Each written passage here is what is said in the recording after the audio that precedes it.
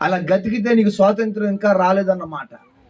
పిల్లలని 4 మాటల్లో మొట్టమొదటి చెప్పే మాట ఏంటంటే, స్వాతంత్ర్యము పొందుకున్నా నువ్వేం చేయాలో తెలుసా? నిలిచి ఉండాలే గాని కాడి కిందకి వెళ్ళకూడదు.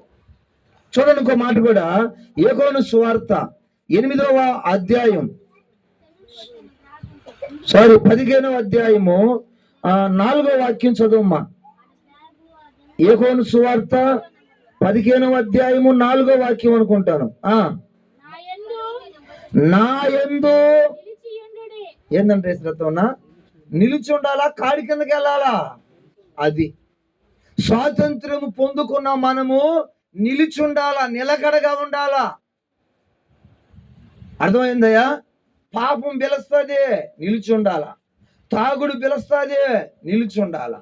లంచం పిలుస్తుంది, నిలిచి ఉండాలా. లోకం పిలుస్తుంది, నిలిచి ఉండాలా. అర్థమవుతుందా? స్నేహితుడు పిలుస్తాడు, నిలిచి ఉండాలా. లోకము పిలుస్తుంది, నిలిచి ఉండాలా. నిలవలేదనుకో, నువ్వు కాడి కిందకి వెళ్ళిపోయావు అనుకో, నువ్వు ఇంకా దేవుడు ఆత్మను కోల్పోయినట్టే, దేవుడి మార్గాన్ని కోల్పోయినట్టే. అయ్యా వినో, యేసుక్రీస్తు ప్రభు నీకు స్వాతంత్రం ఇచ్చాడు. స్వాతంత్రం పొందుకున్న నువ్వేం చేయాలంటే నిలిచి ఉండాలే గాని కాడి కిందకి పోకూడదు. హల్లెలూయా చెప్పండి గట్టిగా, హల్లెలూయా హల్లెలూయా.